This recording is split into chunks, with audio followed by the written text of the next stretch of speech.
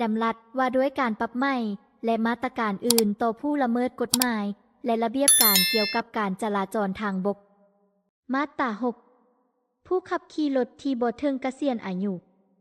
ผู้ที่บ่ถึงเกษียณอายุขับขี่รถตามทางหลวงภายในแขวงนครหลวงเมืองเทศบาลนครจะถูกปรับเมดังนี้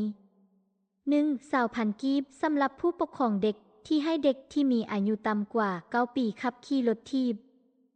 2. 30,000 กีบสำหรับผู้ปกครองเด็กให้เด็กที่มีอายุต่ำกว่า 12 ปีขี่รถหมูเป็ด 3. 50,000 กีบสำหรับผู้ปกครองเด็กที่ให้เด็กที่มีอายุต่ำกว่า 15 ปีขับขี่รถจักร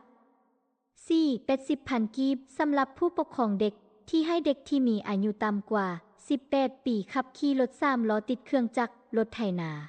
ที่แก่ล้อตอก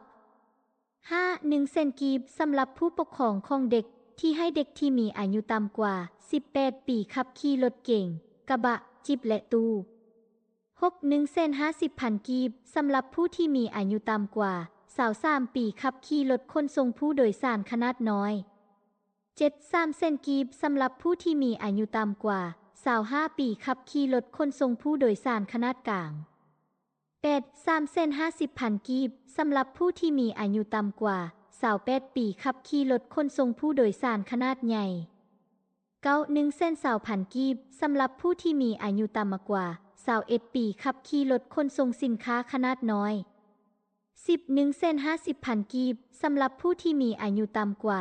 25 ปีขับขี่รถขนส่งสินค้าขนาดกลาง 11. 2 เซนกีบสำหรับผู้ที่มีอายุต่ำกว่า 28 ปีขับขี่รถขนส่งสินค้าขนาดใหญ่รวมทั้งรถหัวลากที่แก่เครื่องห้างลากและรถขนส่งทั่วไปที่แก่ห้างจากที่มีน้ำหนักรวมแต่700กับ50 กิโลกรัมขึ้นไป